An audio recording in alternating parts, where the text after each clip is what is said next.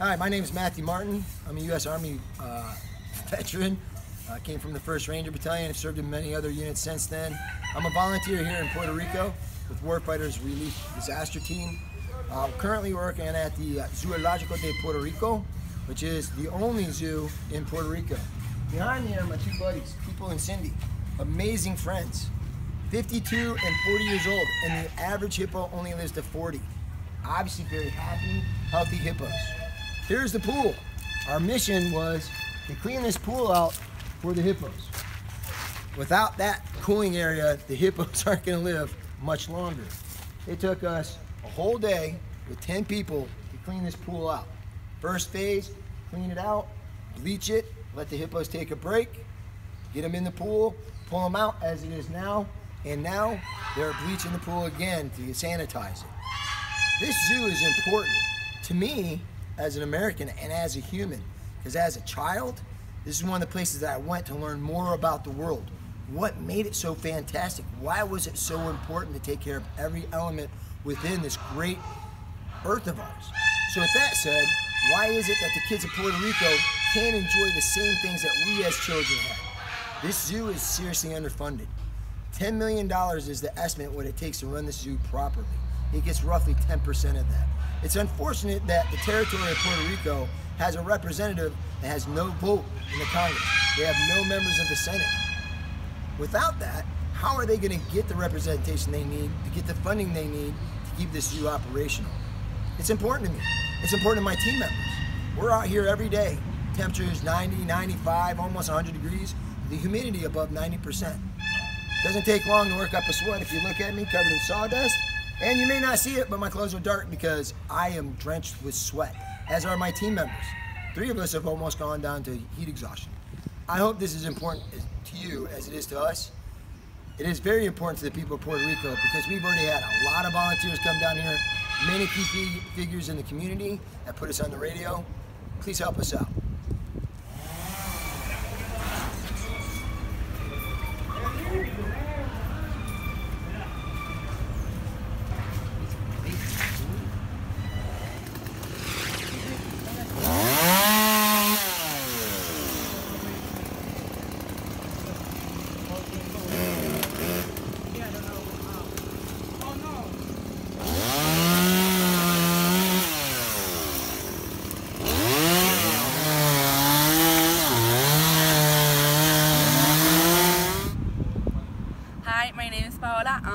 I'm a student from a colegio here in Mayagüez, and I'm volunteering at the zoo because it means a lot to me. I've been coming here since I was very young, and seeing all the trees like falling down, it really means a lot to me that everybody's here helping.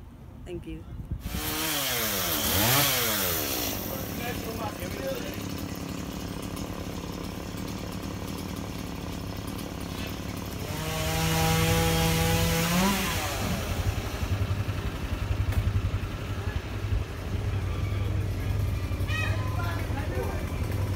This tree's gone over. There's actually a few trees that fell over. That's actually how the spider monkeys escaped. So they had to catch them all. They went ahead and did that. But they still need really big equipment, or larger equipment than what we have to take these out of the water. There was a massive tree that fell through. As you can see, the transformer is down.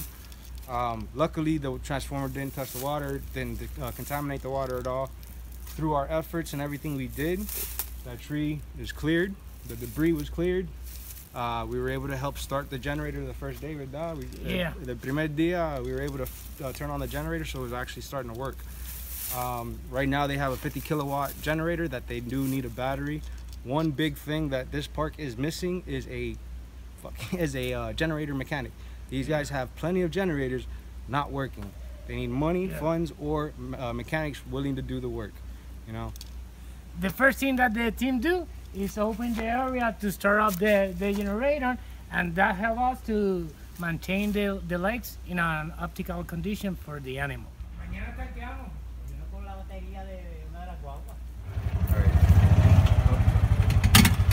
Si tú sigues directo, esa es la selva, ese en México, en mis árboles favoritos. So here here in the zoo in Puerto Rico is the only other zoo in the world that has the American bald eagle. So here's a little freedom for y'all. Coming from vets, here's a little fucking freedom. Being a U.S. territory, they are the only ones allowed to have an American eagle. They also have the golden eagle over there as well. And that's one of the gems of being here as well, is the fact that they're the only ones outside of the U.S. that have these guys. What's his name? He's Mundi. Mundi. He is an African elephant. He's blind from this side. Oh, blind? Like what, love? He's blind in this eye. Right, girl? The most important part of this zoo, like the founder of the zoo, Dr. Juan Rivero Ticho, the main purpose of the zoo is to maintain a facility to the self-help of humanity. Here we have a lot of plans. With the collaboration of the municipality of Mayagüez, we create a group that is called Conuco. Conuco is a word that comes from the Taino language. The meaning of Conuco is area designed for growing. What we try here in this place, we have a border house, nursery, hosting nursery for the butterfly, and we have a vermiculture machine in the backyard. We here want to promote self-sustainable techniques like vermiculture, like permacultura, like agriculture, aquaculture, aquaponics, hydroponics, things like that. The essence of what they want to happen here is sustainability. This island can't survive 30 days, as he said earlier, 30 days without the help of another country. What we want to do is teach the community and the society the importance of food insecurity in our island. Here is a small step to create a self-sustainable zoo, but a big step to create a sustainable island. You know, so that's one big thing. This place has an immense potential. This place has an incredible need as well. This place is absolutely in dire need. Here with your help and the help with the volunteer and with the help with society, people are helping people to be in a better world.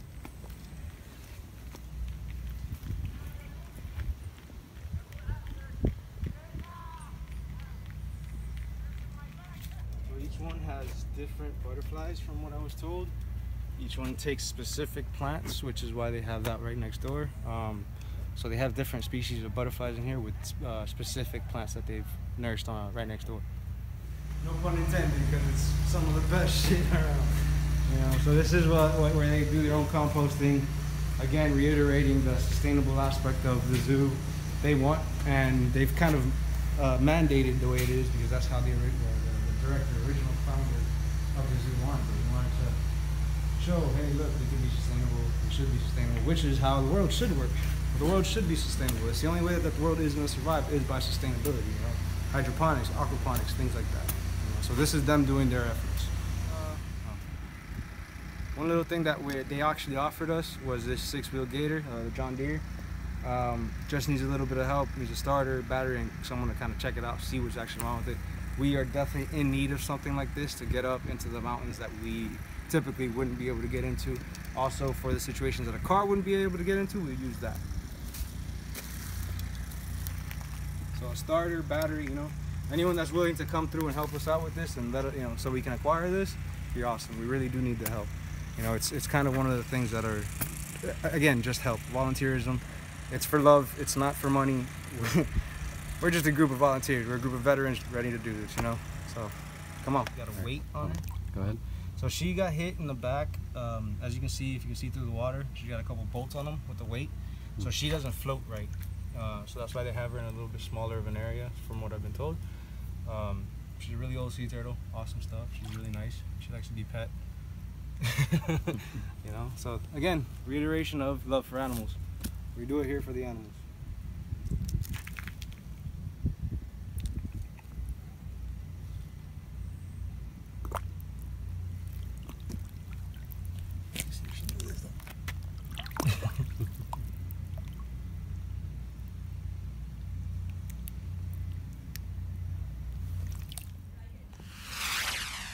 Alex. How you doing? ¿Cómo vas? Muy bien, gracias. What is your name? ¿Cuál es su nombre? ¿Y qué haces para el zoológico?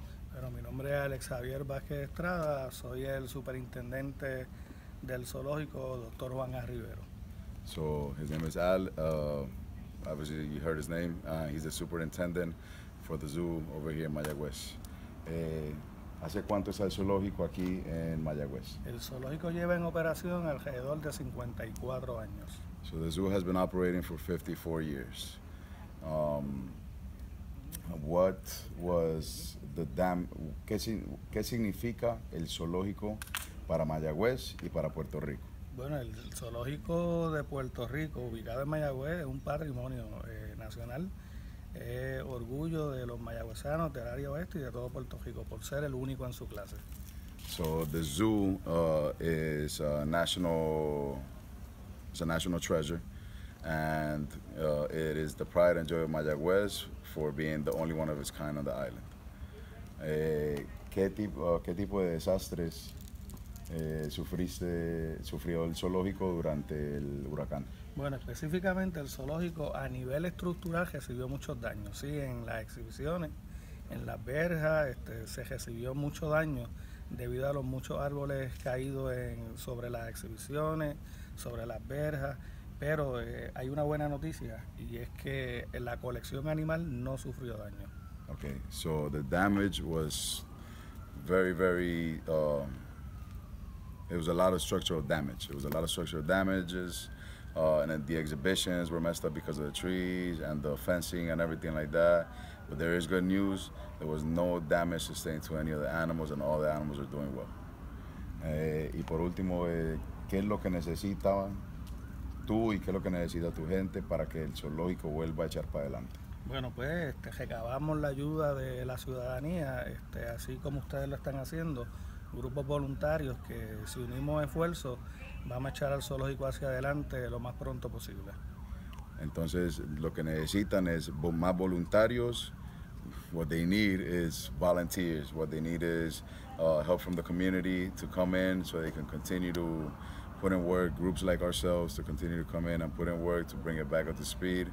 ¿Y necesita algún otro tipo de ayuda? Sí, si pudieran traer equipo, porque realmente necesitamos motosierras, todo ese tipo de equipo que adelanta los trabajos. ¿Y término de fondo algo así? Bueno, son bienvenidos. Siempre hay que canalizarlos, pero son bienvenidos. So they also need equipment. Construction equipment, chainsaws, stuff like that, to clear out the debris, to get the exhibitions back up to par. And if there's any funds or anything that can be funneled to the zoo as well, that is also positive.